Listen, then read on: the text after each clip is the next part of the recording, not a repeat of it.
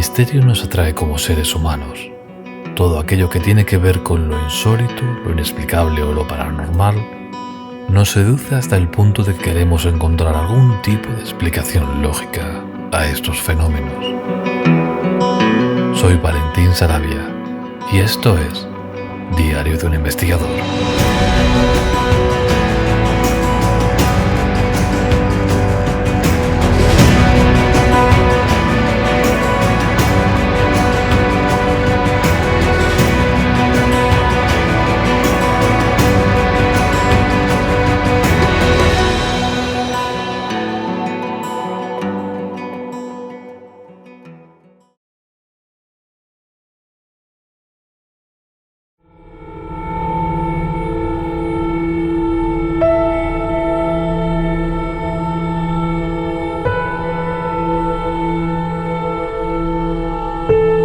Me encuentro aquí sentado en la vía Rosalía, mejor llamada aquí Librilla, conocida como Casa Méndez, y me vienen recuerdos de antaño, y ahora mismo me sitúo en el año 87, cuando estaba el señor don José Méndez Ruiz poniendo otra vez en rehabilitación esta casa, esta magnífica casa o mansión, como la conocemos aquí en el pueblo, para hacerlo su estudio de pintura y a la misma vez residencia de artistas. La casa otra vez volvió a coger el vigor de antaño, un vigor que resalta, aunque hoy en día se encuentra en una situación decrépita, de total abandono, pero todavía es la casa importante de Librilla porque nos da la bienvenida si venimos de Murcia o nos dice adiós cuando salimos.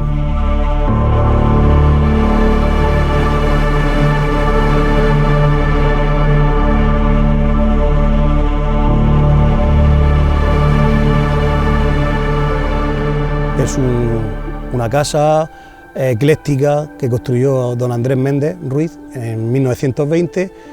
Tenemos documentación gráfica en fotografía de cuando se estaba construyendo la casa.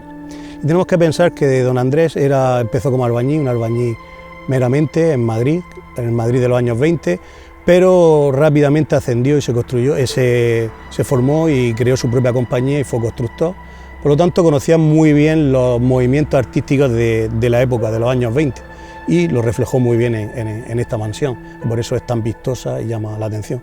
Modelo ecléctico, inspirado en el Renacimiento y en el clasicismo, también inspirado en el modernismo de Gaudí en todas las azulejerías y la reutilización, barroco en ese entablamento ondulado que podemos todavía observar, que todavía se ve en la parte superior, y un friso corrido que nos puede recordar, pues de ahí también su halo de misterio a los bestiarios de la Edad Media, pues las representaciones que refleja.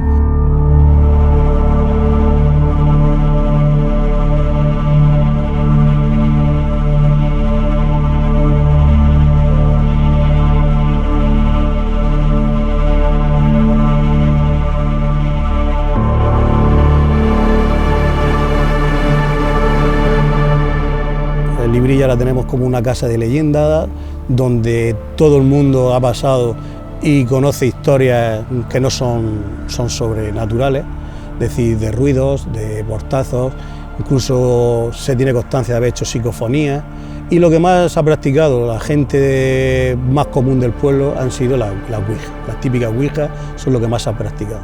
En cuanto al lugar, es un lugar también emblemático, tenemos que pensar que estamos a la entrada de Librilla y muy cerca, a unos 200 metros, se tiene constancia de la existencia de un cementerio del siglo XVII-XVIII.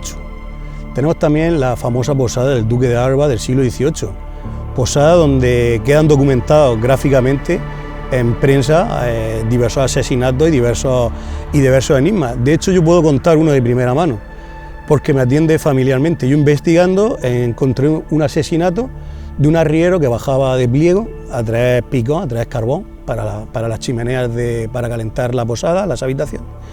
Y cuando volvía por el camino del Canalón, que se llama, a la orilla de la rambla del centro del pueblo, el río Orón, fue asesinado, asaltado y tirado a la rambla. De hecho, da la casualidad de que investigando era mi bisabuelo y estaba enterrado, y lo enterraron en el cementerio de aquí de Librilla, que actualmente es el monumento al Sagrado Corazón.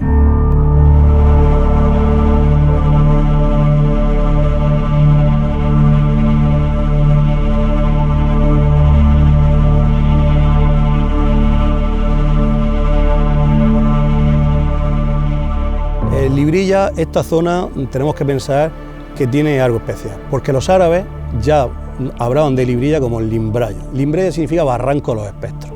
Por lo tanto, esta zona del casco antiguo, cementerio antiguo, posada y todo lo que es la rambla del río Orón, donde han habido muchos suicidios, gente mayor, apariciones de niñas vestidas de comunión, etcétera. Es decir, es un halo de misterio que se traslada perfectamente a la mansión. Hoy en día, con el aspecto que da, aunque eso es un aspecto tenebroso, etcétera, tiene todavía su vigor y todavía es un espectador de excepción de la historia de Librilla.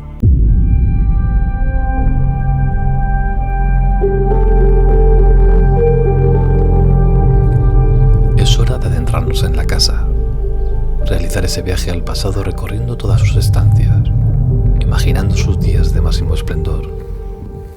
Sus propietarios nunca pudieron imaginar que en un tiempo no muy lejano, su hogar sería utilizado por desconocidos como punto de encuentro en la realización de sesiones con ese otro lado, con lo trascendental, con el más allá.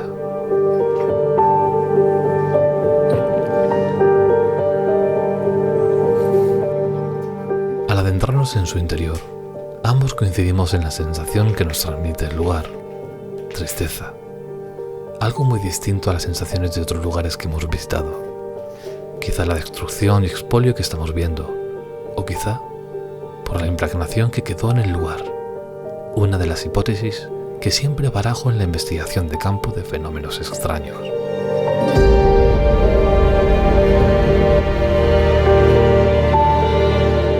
Pese a su estado, la nobleza de su construcción todavía es apreciable. Podemos comprobar detalles que perduran en el tiempo, dándonos muestra de lo que esta casa fue.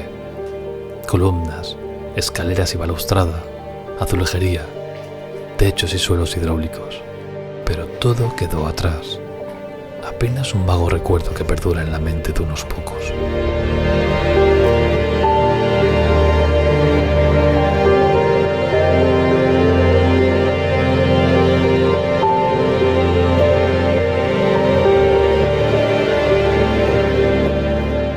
Reina una tranquilidad casi irreal. Cada estancia, cada rincón, nos parece hablar en susurros recordando vivencias de un pasado no muy lejano en el tiempo.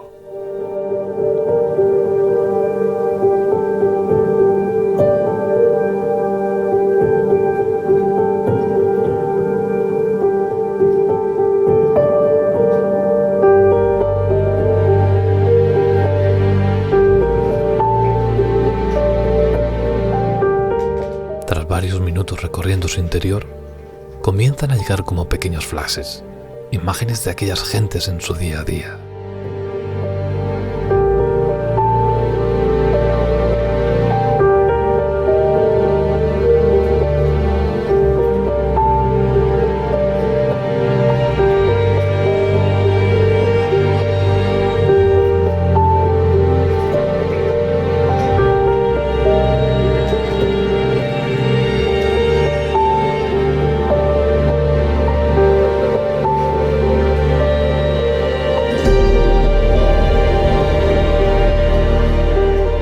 Momentos alegres y otros no tanto quedaron resguardados entre sus paredes. El sueño de un hombre hecho realidad y que el tiempo y la desidia han hecho casi desaparecer. Ya no se escuchan las voces de su gente, las risas de quienes fueron un día niños de esta casa, el crepitar del fuego y la madera en la chimenea. Ya no cuelgan antiguos cuadros representando a personajes ilustres o familiares, ni el recuerdo tan siquiera de aquellos sillones tallados con altos respaldos y brazos a ambos lados.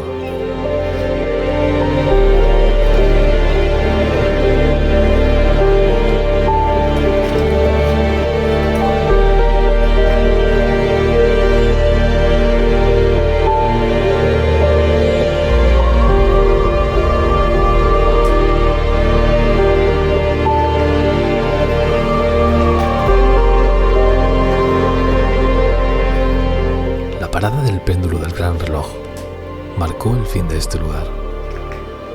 Tan solo las caricias del aire solemne y serio, los tímidos rayos de luz del sol de poniente es lo que encontramos a nuestro paso al caminar por sus habitaciones.